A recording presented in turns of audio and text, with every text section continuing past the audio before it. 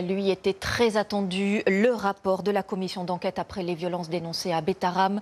Il conclut à un défaut d'action de François Bayrou à l'époque et plus largement, il fait 50 recommandations pour lutter contre les violences faites aux enfants en milieu scolaire.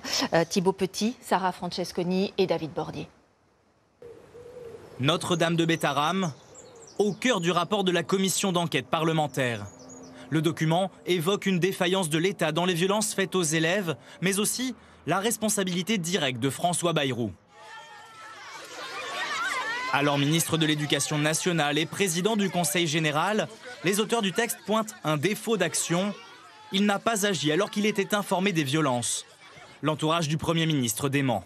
C'est exactement le contraire. Il a organisé une inspection dès le lendemain du jour où est apparue une plainte pour une gifle. Le rapport était très attendu par les victimes. Pour elles, c'est une nouvelle victoire. Le rapport il fait déjà 330 pages, donc on ne peut pas tout dire, on ne peut pas tout faire, mais ça va relativement loin. On pourrait dire qu'il y a des lacunes, mais grosso modo, c'est quand même un rapport qui va compter. Mais le document ne se limite pas à l'affaire Betaram. Il recense en tout 80 collectifs de victimes de violences en milieu scolaire, concernant 260 établissements. Parmi eux, une écrasante majorité d'écoles, collèges et lycées privés catholiques. Pour répondre à ce phénomène massif, les auteurs formulent 50 recommandations. Parmi elles, la reconnaissance par l'État et l'indemnisation des victimes, mais aussi la création d'une plateforme de signalement pour permettre au personnel et aux parents de dénoncer les violences sans passer par la hiérarchie scolaire, ou encore la mise en place de contrôles renforcés des institutions privées sous contrat, aujourd'hui insuffisant selon le co-rapporteur du texte.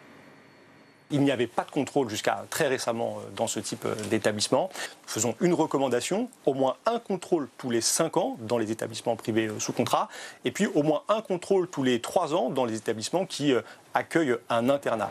Selon le ministère de l'Éducation nationale, 500 contrôles d'établissements privés ont été réalisés depuis le début de l'année scolaire et 60 inspecteurs académiques seront recrutés sur les 2 prochaines années.